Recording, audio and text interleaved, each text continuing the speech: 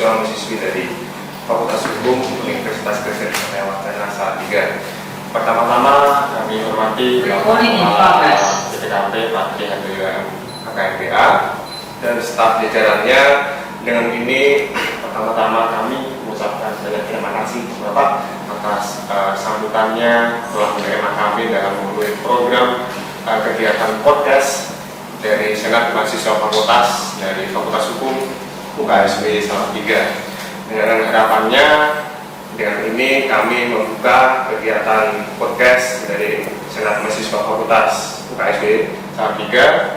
Dengan ini harapannya dapat menjalin relasi dengan pihak instansi pemerintah yaitu BPKP Jawa Tengah, Wakilan, dan juga untuk kedepannya mungkin terkait program-program kegiatan yang mungkin kami ajak kerjasama dapat dilakukan dengan baik. Begitu Pak Trihandoyo sebagai kepala dan staf jajarannya. Untuk kegiatan selanjutnya saya serahkan kepada host untuk menjalankan kegiatan. Terima kasih Bapak.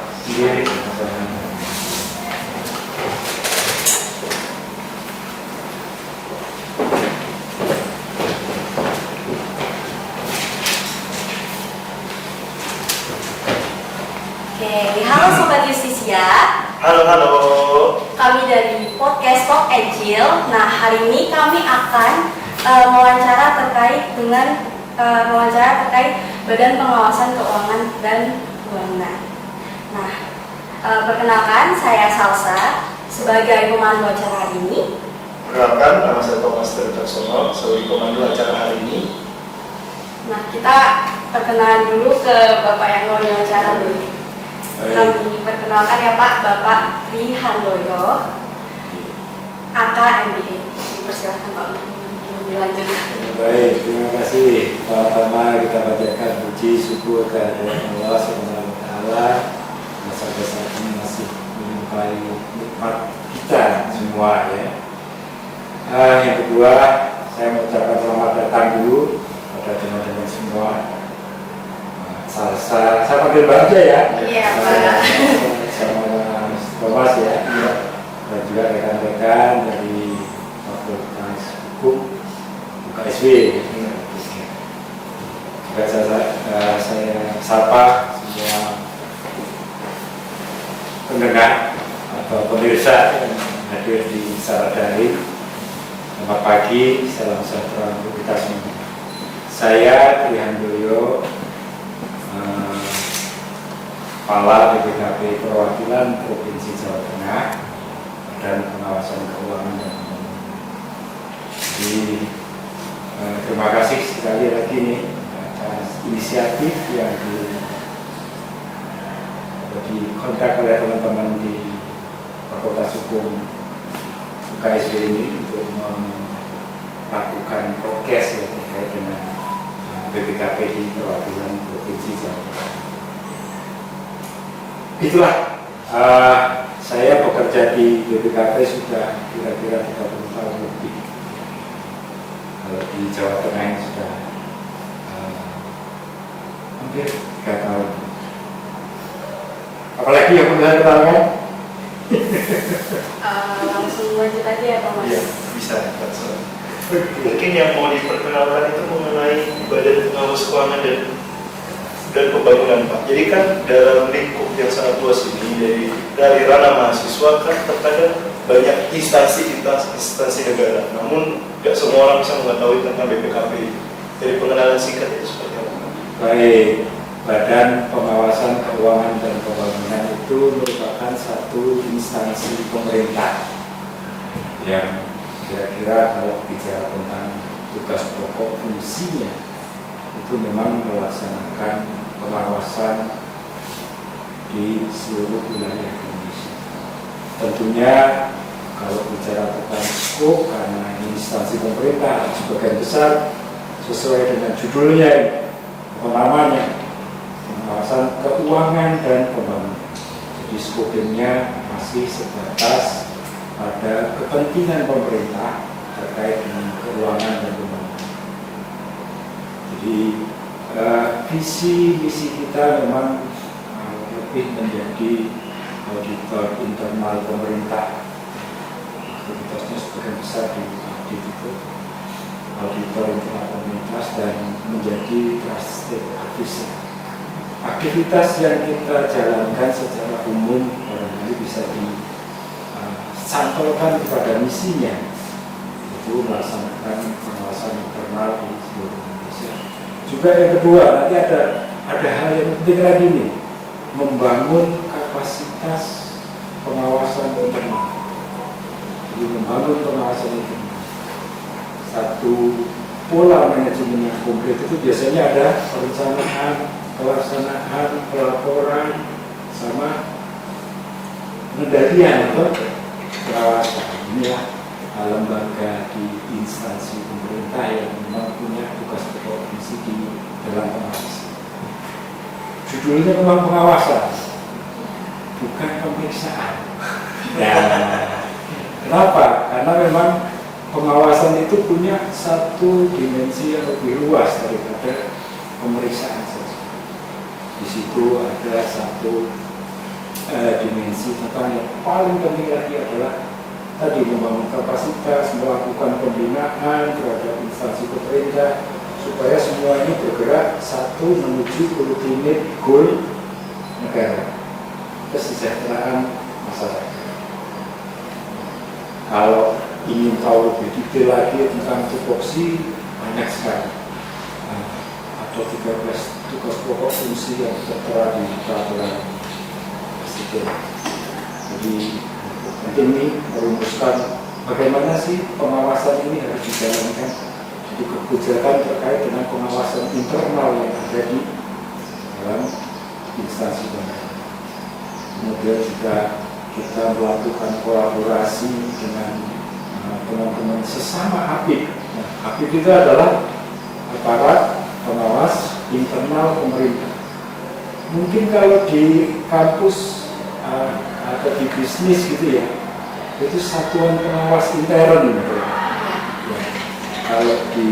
Kalau mau diikatkan dengan aktivitas kampus, barangkali teman-teman dari Fakultas Ekonomi jurusan akuntansi ini ya banyak sekali bersinggungan. Tapi badan hukum nggak ada karena di BPKP ini tugas pokok fungsinya salah satunya juga termasuk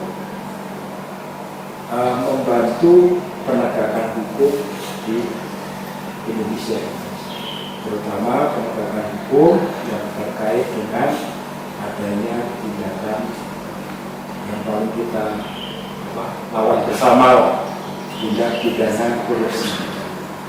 Jadi seperti itulah. Nah, kalau ingin detail mungkin adik-adik semua semua itu bisa mengakses webnya BPKP di bpkp.go.id. Di situ cukup banyak informasi, cukup banyak aktivitas yang bersinggungan dengan teman-teman di kedua. Nanti kita bisa bicara lagi. Di BPKP memang aktivitasnya seperti itu. Terkait dengan tugas pokok dan fungsi, Bapak tadi sudah menjelaskan sedikit ya Pak. Nah, kami ingin masuk lebih detail lagi Pak. Tugas pokok dan fungsinya kan tadi Bapak menjelaskan ada 13. Nah, 13 itu apa saja Pak? Ini berat sekali. Untuk mendetailkan lagi Pak kami. Ya, kira-kira sih sebenarnya satu perumusan kebijakan pengawasan di Indonesia seperti apa? Oh, secara internal negara ya? Di internal negara. Kalau fungsi BPKP di Jawa Tengah ini hanya kepanjangan tangan dari BPKP pusat. Jadi instansinya ini sebenarnya ada di pusat, kemudian di setiap provinsi itu ada perwakilan BPKP di 34 provinsi yang ada sekarang. Kemudian kalau yang sudah ada perkembangan ini kan di mana ya? Di mana? Di Papua sudah ada Orembang, itu masih belum dibentuk. Itu masih ditangani bersama dengan induknya itu, induknya di Papua.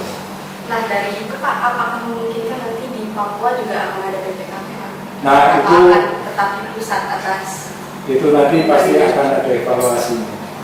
Apakah nanti akan dibentuk satu perwakilan sendiri, itu nanti jadi kewenangan di BPKP pusat untuk teman-teman kita apakah terus dirangkap atau akan dibentuk sendiri. Kalau mengingat sejarah perkembangan provinsi di kita sendiri juga, sebenarnya kan akhirnya dibentuk juga kayak provinsi-provinsi yang baru. Nah, saya tidak tahu persis apakah dari variabel atau pertimbangan aspek yang lain perlu dibentuk lagi. Kira-kira kalau 13 tugas pokok, kira-kira itu, apalagi yang kira-kira menarik nih bagi teman-teman.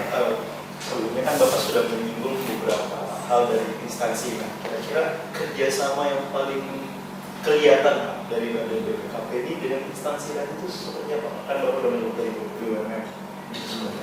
Kerjasama. Bentuk kerjasamanya semuanya sesuai dengan kompetensi kita di bidang pengawasan, dari audit, review gitu ya. Kemudian kalau instansinya tentu instansi, hampir semuanya instansi pemerintah, semua kementerian dan lembaga, termasuk pemerintah daerah, dan semua aktivitas sebenarnya yang menyangkut keuangan dan pembangunan. Kalau di perguruan tinggi termasuk juga bagaimana, kalau perguruan tinggi kan banyak ini. Kalau di kementerian lembaga lebih banyak ditangani pusat, kecuali kementerian lembaga itu punya unit-unit pelaksana yang ada di daerah. Jadi contoh yang paling gampang, Kementerian Agama itu punya kanwil di sini semua, ya kan? Itu juga jadi mitra kita. Jadi yang paling banyak di perwakilan memang pemerintahnya. Jadi kita itu lebih banyak bekerjasama atau menempatkan pemerintah daerah di Provinsi Jawa Tengah ini dan semua provinsi di Indonesia itu sebagai mitra pengawasan. Sebutannya juga mitra, bukan kalau audit kan ada sebutannya objek audit. Kita sebenarnya mitra, karena memang fungsi pengawasan ini lebih ditekankan pada fungsi kolaborasi, bagaimana kita bekerjasama dengan instansi pemerintah tadi membentuk menuju ultimate goal-nya negara, kesejahteraan masyarakat. Kira-kira seperti itu. Banyak yang kita lakukan. Contoh yang paling gampang, ada kenal kan yang namanya proyek strategis nasional, pembangunan bendungan untuk pertanian, itu termasuk mitranya BPKP. Kementerian PU itu banyak teman-teman Kementerian PU yang punya UPT di sini ya, BBWS, balai sungai, balai jalan, balai pemukiman gitu. Itu juga kita lakukan audit, kita lakukan pengawasan. Bentuknya nggak harus. Bahkan perguruan tinggi negeri pun itu termasuk mitra kami. Ya. Yang negeri ya Pak ya? Tidak hanya negeri, dari PTS itu bagaimana Pak? PTS kita kontekkan di Tridharma ya. Ya Pak ya. Kontekkan di Tridharma. Saya bukan ahlinya tapi saya baca sedikit-sedikit lah. Pendidikan dan pengajaran. Teman-teman dari UKSW kalau sudah selesai kira-kira bekerjanya di mana? Apakah di swasta semua? Nah, pasti ada yang bergerak di pemerintah. Seberapa kecil, seberapa besar pun. Sehingga di dalam bidang pendidikan dan pengajaran pun sebenarnya ada yang kita bisa bekerjasamakan. Kemudian kalau sudah bicara tentang yang Tridharma terakhir, pengabdian masyarakat, banyak yang beririsan sebenarnya. Pernah dengar dana desa? Salah tiga nggak ada karena kota. Ya kan? Tapi coba kota di Jateng coba berapa? Sekian banyak kabupaten, sekian banyak desa. Kalau kita bicara tentang bicara tentang dana desa misalnya gitu, di Jawa Tengah itu ada sekitar 7.400 desa sudah dapat dana desa. Siapa yang mengawasi? Kalau BPKP semua berapa banyak yang harus saya siapkan sehingga yang kita pentingkan sebenarnya bagaimana membangun manajemen, membangun aktivitas-aktivitas yang ada di seluruh instansi pemerintah termasuk pemerintah desa ini supaya semua aktivitasnya memang menuju pada satu goal tadi kesejahteraan nasional. Apalagi pada ingat semua kan ininya presiden kan membangun dari pinggiran. Nah, jadi aktivitas kita memang banyak beririsan. Di beberapa perwakilan yang pernah saya pimpin di Gorontalo, kemudian di Palembang, bahkan masih ada dulu model kuliah kerja nyata ya, yang dibasiskan di tadi ya, pengabdian masyarakat. Kita komunikasi nih terutama dengan teman-teman yang di Fakultas Ekonomi Akuntansi, karena BPKP juga membantu desa mempertanggungjawabkan keuangan menggunakan sistem sehingga pada saat teman-teman dari Fakultas Ekonomi Akuntansi ini mau ke desa, mau KKN tadi, kita titipkan, tolong ajarkan juga tentang pengelolaan keuangan desa yang bagus. Ya banyak skop yang bisa beririsan dengan perguruan tinggi ini banyak sekali. Beberapa program yang kita hampir sama dengan ini, karena kita jalankan namanya BPKP Goes to Campus. Kita memperkenalkan BPKP ke kampus-kampus. Oh mirip ya Pak, tapi nggak versi podcast seperti kami ya. Iya. Lebih pada model visi podcast ini kan karena perkembangan teknologi saja, karena teknologi saja. Ini kampusnya yang ke BPKP, tapi nggak apa-apa, nggak masalah. Jadi banyak sebenarnya yang bisa kita lakukan untuk sama-sama. Jadi saya yakin kalau di Fakultas Ekonomi Akuntansi mungkin juga diajarkan juga akuntansi pemerintahan mungkin ya. Karena tadi khususnya kan nggak semua lulusan UKSW ini nanti bekerjanya di swasta semua. Jadi banyak sebenarnya yang bisa kita lakukan dengan basis tadi. Kalau terkait kami kan anak hukum Pak. Kalau terkait regulasi dan hukumnya atau adakah contoh kasus terkait dengan apa yang ditangani oleh BPKP? Ini dari sisi penegakan hukum sebenarnya basisnya adalah kompetensi. Kalau di pemerintah ini kan di semua instansi pasti basisnya kompetensi. Kalau hukum tentu di negara kita sudah punya kompetensi yang kuat ada di kejaksaan sebagai wakil pemerintah yang menangani hukum. Nah, peran BPKP di dalam aspek hukum ini sebenarnya kan lebih banyak pada membantu penegakan hukumnya, Kalau bicara tentang case yang kita sama-sama lawan, gitu ya, tentang tindak pidana korupsi, itu banyak sekali peran BPKP yang membantu penegakan hukum sesuai dengan kompetensi. Kompetensi kami di BPKP ini ada di akuntansi dan auditing. Satunya, sehingga pada saat teman-teman di aparat penegak hukum, baik kepolisian, ya kan, kemudian kejaksaan, juga KPK, ini kita bekerja sama. BPKP biasanya paling sering ditugaskan untuk melakukan penghitungan kerugian keuangan negara. Berapa sih ruginya? Nah, itulah peran BPKP sesuai dengan kompetensi melakukan penghitungan itu. Kemudian juga kalau di sisi penegakan hukum biasanya nanti teman-teman entah dari polisi atau kejaksaan itu mereka akan menangani sisi hukumnya. Nah, kami dari BPKP menghitung berapa sebenarnya kerugian keuangan negara. banyak kasus yang sudah mungkin secara nasional terlihat, adik-adik, mbak-mbak, mas-mas ini juga pernah baca. Yang paling ramai itu kan kemarin ya BTS ya, itu yang kami yang mengikut BPKP secara nasional. Kemudian case-case yang baru-baru ini juga kena sawit ya, terkait dengan sawit, perizinannya bodong kah, luasannya lebih luas dari yang diizinkan dan lain-lain. Dan itu menyangkut keuangan negara.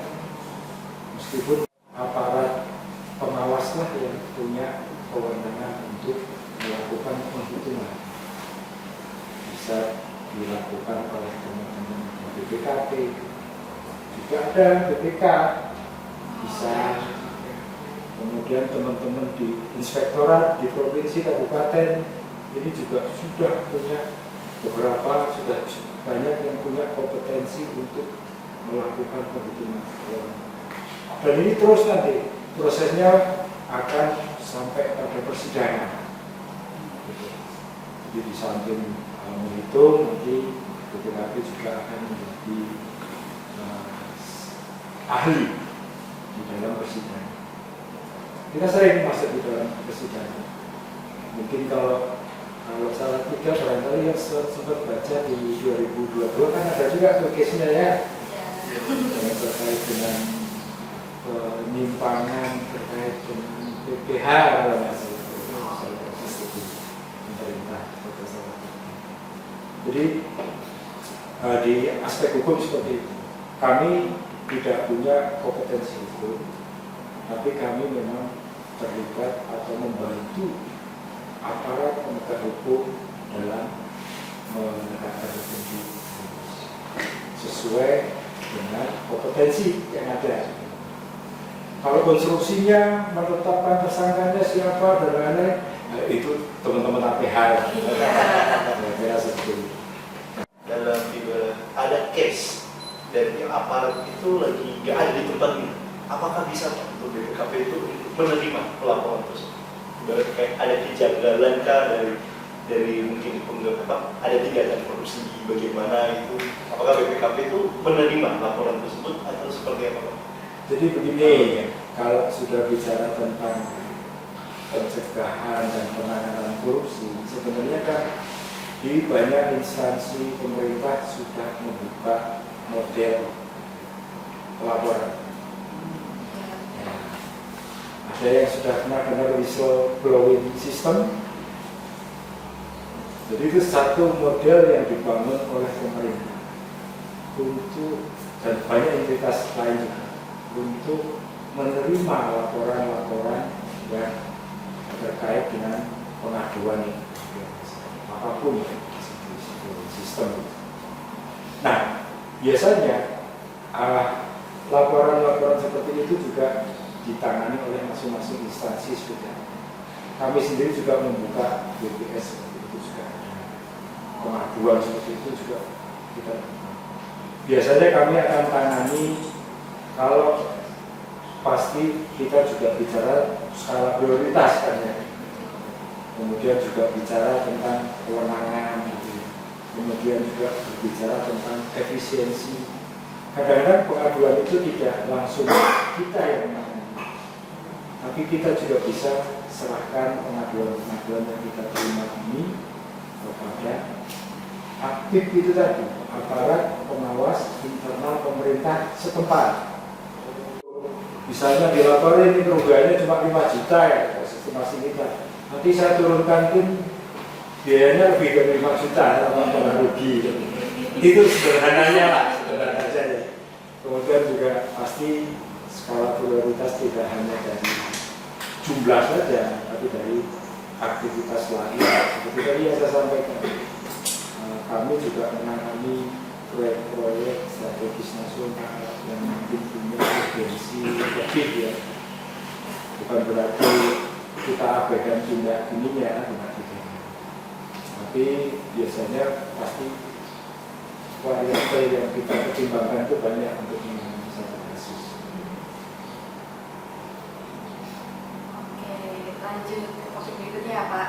Kami kan kebetulan dari PTS. Iya. Nah, ini kami di usia-usia udah mau magang nih Pak.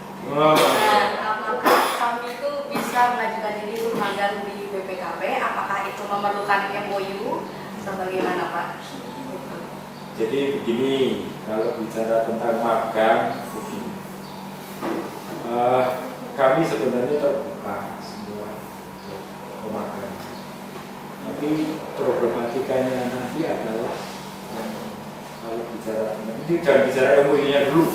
Ya. Kita bicara tentang substansinya. Karena kan panjenengan semua nanti kalau magang ingin mendapatkan satu tambahan pengalaman kan, ya kan, mematchingkan antara yang ada di lapangan dengan yang dipelajari di kampus.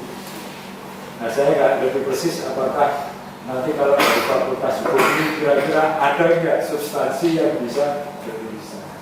Ini yang penting sebenarnya, karena tujuan magang itu pasti tidak sekedar menunaikan kewajiban selesai, gitu kan? Ya. Kalau nggak dapat apa-apa kan sayang juga. Rasanya nggak perlu MOU lah ini kalau seperti itu. Iya, karena kalau di kampus kami kebetulan kalau bekerja sama itu kan pakai MOU Pak untuk pemagangan. Dia bisa, tapi sebagian besar yang praktek sekarang di sini ini lebih banyak bersurat, kemudian kami akan melihat yang ingin dicari apa. Saya juga kalau magang sekian lama nggak dapat apa-apa gitu ya. Nah, kemudian juga biasanya kami juga pertimbangkan juga apa yang dicari ini apakah masih dalam ranah informasi yang bisa di-deliver.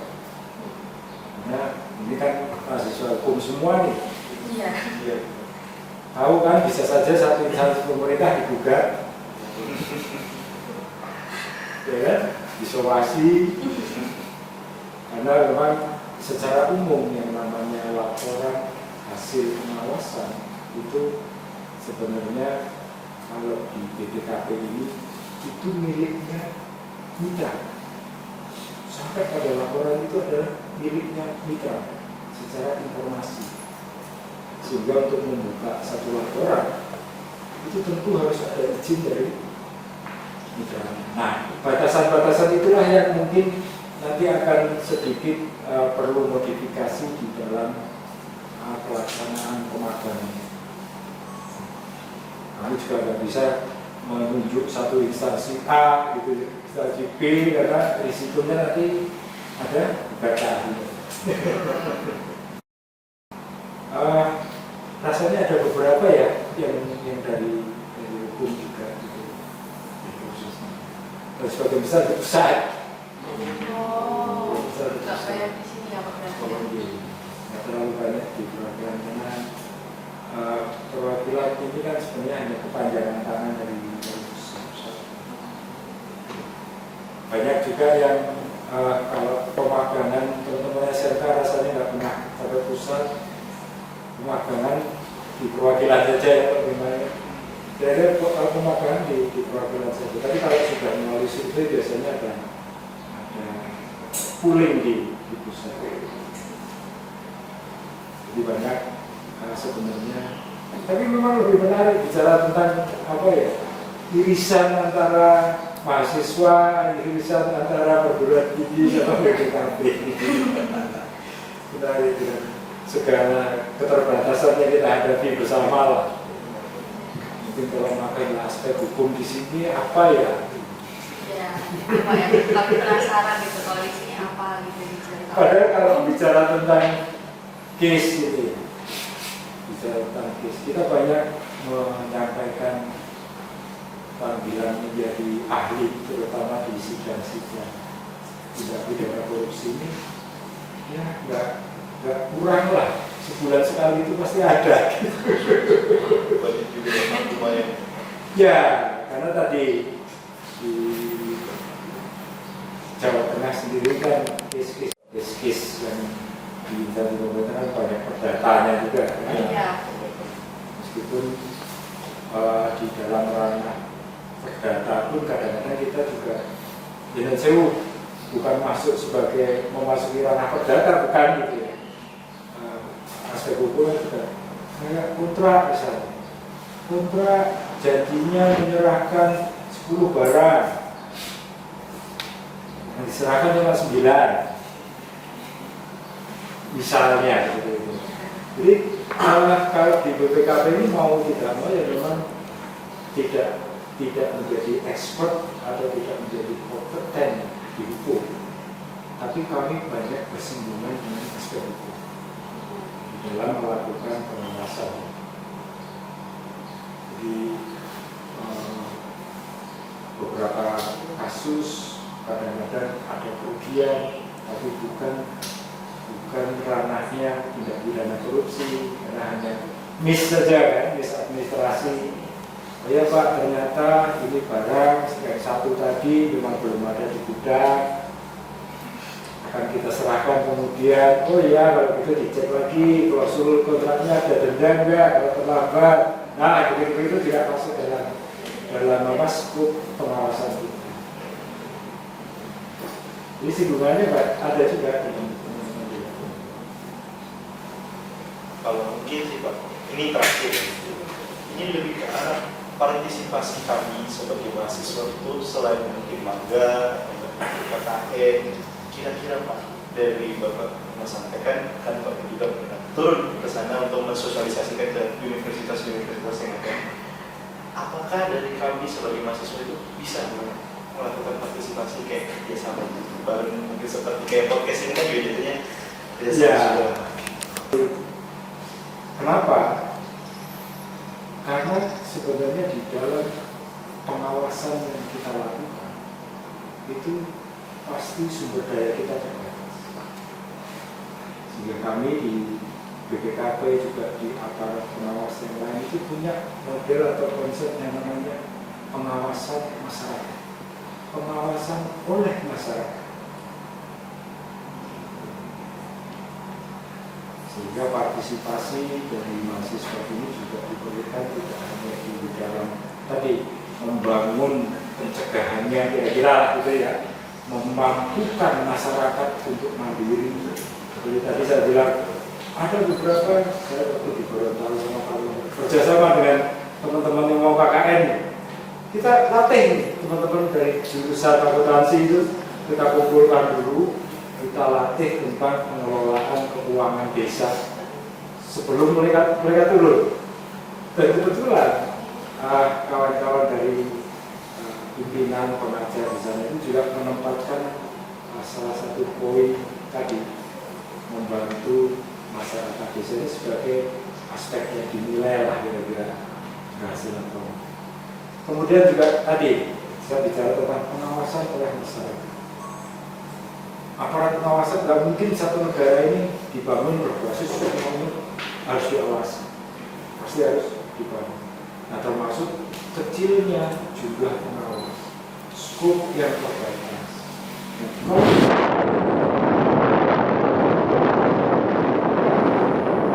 Melalui tadi pengaduan. Sebetulnya tidak hanya seperti itu. Praktek yang dilakukan pun kalau kita bicara tentang dana desa, transparansi, semua kepala desa harus menyampaikan. Juga kita punya program yang namanya masyarakat pembelajar anti korupsi. Kita kumpulkan tidak hanya mahasiswa, tokoh agama, tokoh masyarakat, dunia pendidikan, masuk teman-teman. Karena kan kita bicaranya bukan saya bicara kalau sudah mahasiswa telat, enggak, tapi semua harus dibangun dari bawah. Kesadaran, kepedulian akan sikap anti korupsi tadi itu dibangun mulai dari SD, SMP, SMA.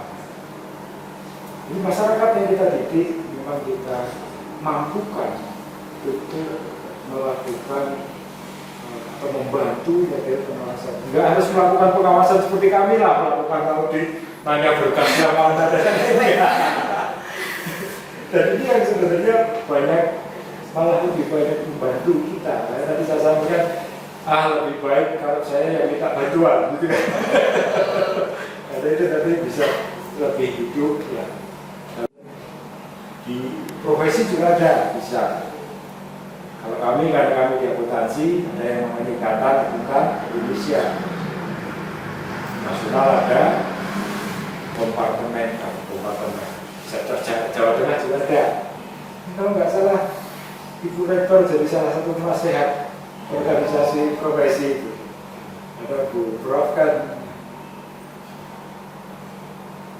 dari akuntansi juga ya. Terus jadi penasehat itu di dalam organisasi profesi. Sama-sama semua bergerak untuk berpartisipasi dalam aktivitas negara kita ini menuju tadi ultimate goal-nya mensejahterakan bangsa. Itu yang paling bagus barangkali kalau kita punya standing point yang sama. Ini kan dari hukum ya kita sama sesuai ininya lah, sesuai kompetensinya. Dan rasanya mungkin apa ya kalau interaksi dengan dimensi yang lain juga penting. Karena pasti kalau sudah bicara hukum nanti nggak mungkin lepas dari substansi problematiknya apa gitu lah, kira-kira bisnisnya apa gitu. Karena di kami pun yang namanya auditor ya kompetensinya akuntansi sama audit, tapi mau nggak mau ya harus sedikit paham juga terkait dengan mesra itu apa, kausalitasnya ketemu nggak sampai pada. Terus kami juga belajar sedikit tentang perdata karena pasti kami di dalam instansi pemerintah pun pada saat melakukan pengawasan pasti akan ketemu yang namanya kontrak jual beli. Ya. Saya mau menanyakan terkait dengan media sosial yang dimiliki BPKP itu ada apa aja ya Pak? Seperti misalkan Instagram, apalagi kan ini kan sekarang tuh Gen Z, milenial tuh kebanyakan pakainya media sosial. Media sosial dari BPKP itu ada apa aja ya Pak? Sebetulnya banyak yang kita selain web, kita di Instagram juga ada. BPKP Jateng ya. Terus tweet ada kan kita? Pusat saja. Jadi kadang-kadang di perwakilan ini diperkenankan untuk membuka web, tapi ya jadi subdomain saja, gitu kan? Kalau kita masuk ke webnya BPKP, subdomainnya seluruh perwakilan ada. Instagram kita sudah diperkenankan buka sendiri, ada Instagram dari BPKP Jateng. Dan di situ banyak aktivitas yang kita sampaikan internal dan eksternal. Karena memang aktivitasnya BPKP ini mungkin belum banyak diketahui. Tapi kalau sudah nyangkut di berita, biasanya kan ada di kolomnya itu yang terakhir gitu loh. Penghitungan dilakukan oleh BPKP, gitu aja gitu kan. Karena berita-berita itu kan, case-case besar itu kan banyak kita masuk ke sana. Di Jawa Tengah juga cukup banyak. Memang di sisi publisitas mungkin perlu kita tingkatkan. Kita punya media sosial sesuai inilah, sesuai generasinya. Kalau generasi media dan lain-lain itu menjadi sumber kami juga untuk melakukan pengawasan.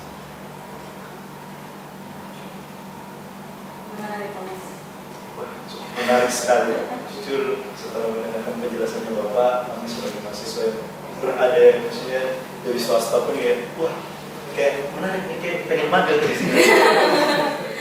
Jadi semangat ingin bersurat di FUKA. Ya memang bisa bersuratnya lewat instansi. Oh instansi. Biasanya rasanya nggak sampai rektor ya, kadang cuma kaju ya. Kaju kan. Surat memohon untuk memagangkan sekian orang. Pasti kami juga akan evaluasi juga. Paling penting tadi kita sampaikan kesesuaian dengan harapan ingin dilihat atau ingin diperoleh oleh teman-teman, sesuatu yang penting bagi saya. Nah, kalau ekstrimnya nih, kalau nggak bisa memenuhi harapan kan sayang juga, betul kan? Spending time-nya sayang sekali. Baik, terima kasih untuk wawancara yang asik ini ya Pak ya, terkait dengan BPKP. Dari saya, Salsa dan Thomas. terima kasih banyak atas ilmu yang diberikan ya Pak ya. Kami kembali